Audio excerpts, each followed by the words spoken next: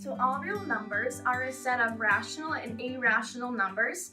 Each real number has a corresponding place onto a number line and can also be represented by decimals, which we'll learn about later on. So on this board, I'm going to draw out a number line for us, and I'm going to start at -3 and go all the way to 3. Number lines, however, do go on for infinity in both directions, so there is no real stopping place for it. So here's a number line that I drawed out that represents that each one of these numbers shown on the board is a real number. And I'll also draw little hashes in between. That would be where the half marks would be, which would be, so between 1 and 2 would be 1, 1.5, which is still a real number. As I had mentioned before, that real numbers can also be represented by decimals. Now, when we also talk about real numbers, we also begin to think about square roots. And this block's measurement is in length, it's 3 centimeters. And its width is also 3 centimeters, so it is a perfect square. Now, before we finish this little problem on this 3 centimeter by 3 centimeter block, square roots are especially important when we talk about the area, which would be what this is. The area would be our length times width for this. So A equals L, which stands for length, times width, which is what the W stands for. Square roots are never negative. If they are shown negative in one of our problems, that means it's not a real number. This is what our square root symbol looks like. And we have our number inside there, which I'm representing by X for right now.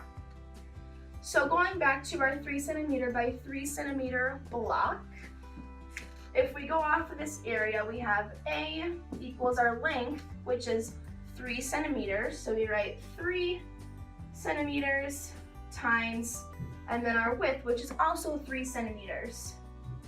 3 centimeters. Because we have the same centimeter by centimeter, we can also say A equals 3 to the square root of 2, since we only have 2 3's. So then A, if we grab out our calculators, A, if we put in 3, then press the little arrow up on our calculator, and then press the number 2, we get the area equals 9 centimeters squared. Now, if we reverse this problem and use our square root symbol, I'm going to erase some of this on the board for us. If we go back and use our square root symbol, we'll put 9 in place of this X, so we'll draw our square root symbol, put a 9 inside of it and our equal sign, and then I'm going to put a little question mark for what that would equal. So since we first started our problem by doing 3 by 3 and then simplifying it to 3 square root of 2, the square root of 9 then would have to equal 3, as stated before in our problem.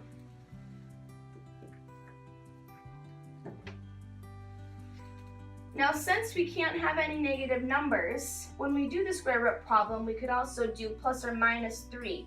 But since square roots can't be negative, we can't have any negative sides onto our square block. So therefore, we get rid of the negative and say our answer is only a positive 3.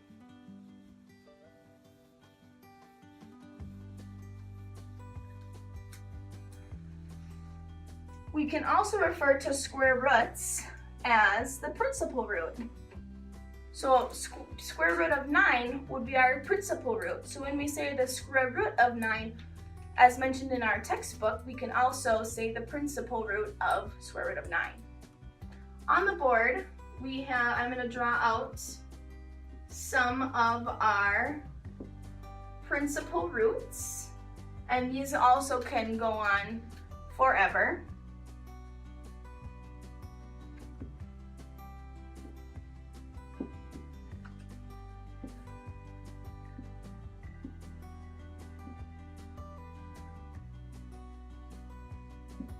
Now on our board, I only went up to 36, but these go on quite a ways, and I will use some of these in our examples as well.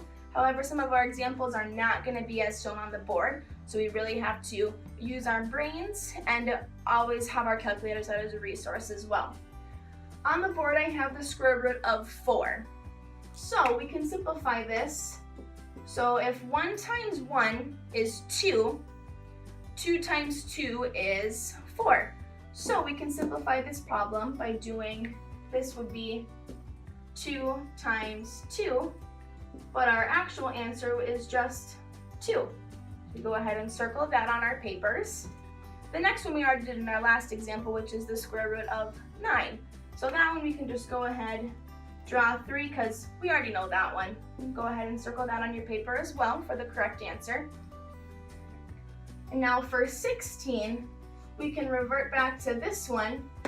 And so if 2 times 2 is 4, this one could also be 2 times 2 times 2 times 2, which 2 times 2 is 4 times another 4, which equals 16. So then must meaning that the square root of 16 is 4 times 4, but we can just write that answer as 4. Go ahead and circle that as well. And the next example is the square root of 25. So we kind of see a pattern going on here.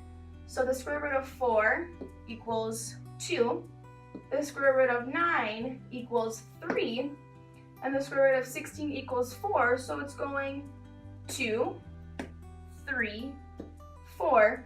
The next number, what comes after 4, if we count 1, 2, 3, 4 on our fingers, the next number is 5. So the square root of 25 must be 5, and if we go ahead and check that on our calculators and type in 5 times 5, we will get the answer of 25. And the next one, same thing for the square root of 36. We can just use our mental math for this one.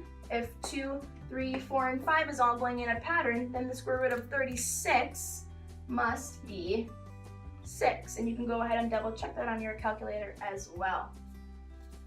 I'm going to go ahead and erase this, and I'm going to put some examples up on our board, and I want you to figure all of that out all on your own, and then we'll go over them all together. So the first example we're going to use is the square root of 64 equals what? Go ahead and figure that one out all on your papers, and I'm going to write these next examples up here in case you get ahead, and we will go over all of this together in just a moment. Alrighty, so now that I have all of these examples written up on the board, let's go ahead and talk about our first one. So the first question that I have written up here is the square root of 64. Now in our examples before, those were all of our perfect square roots, meaning that they're always going to end up being a real number. That's you see on our number line, which is either 2, 4, 6, all those numbers. So we ended off with the square root of 36, which ended up being 6. Now if you go ahead and type on your calculators, you can guess and check. Or you can find that symbol on your calculator, type in the 64, and you'll get your answer. However, we don't always want to resort to our calculators. We want to use our brains for our thinking. So for this one, we ended up on our other examples with 36 equal to 6 times 6. So now we can try 7 times 7. So let's see. If we ended up with 36, now we have to figure out what 7 times 7 is. So 7 times 2 is 14, so we can just keep going up the ladder. So 7 times 3, 7 times 4, up to 7 times 7, which ends up being 49. Now 49 doesn't equal 64, so that means we have to keep going. So let's try 8 times 8. 8 times 8. So if we do our 8 times 5 method, which is 40, we got to keep going up. So then we have 8 times 6, which ends up being 48, which still is not enough. So then we can do 8 times 7 until we get to 8 times 8. And 8 times 8 ends up being 64. So the answer to the square root of 64 must be 8.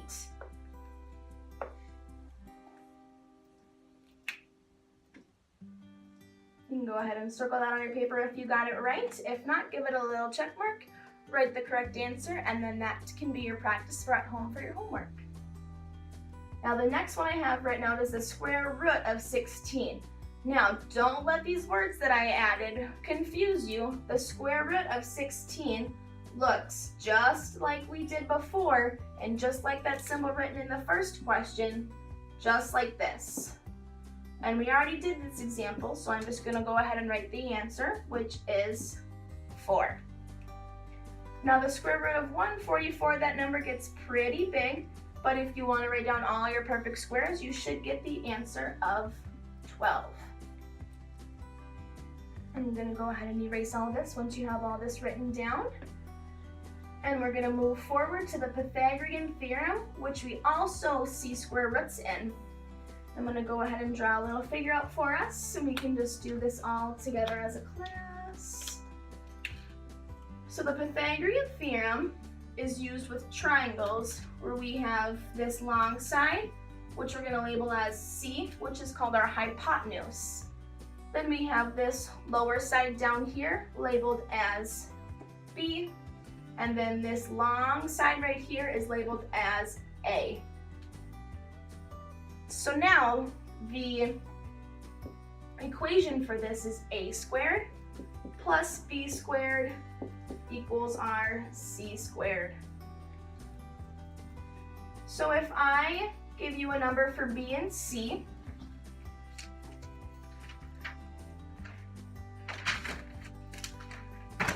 so if our number is for c is 4 and our number for b is 3, we can go ahead and solve this problem to find out what this one might be, since we don't have a number for side A. So we're going to leave our A as a squared. We're going to fill in our b squared as 3 squared equals our c squared, which is 4 squared. If you look back to your examples before, we know that 3 squared equals 9, and our 4 squared equals 16.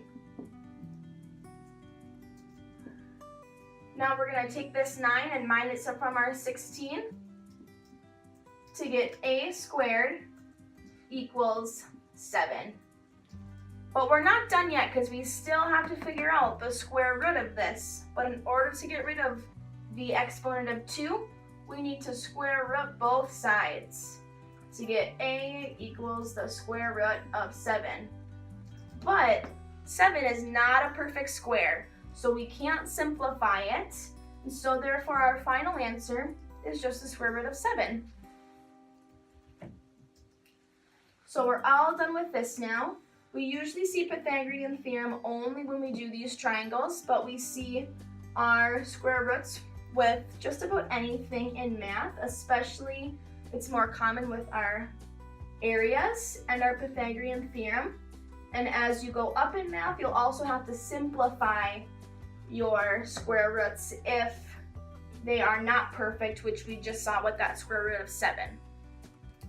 Now, as mentioned before with real numbers, we're going to go back to our definition of real numbers, which is all rational and irrational numbers that are on a number line and can also be represented by decimals.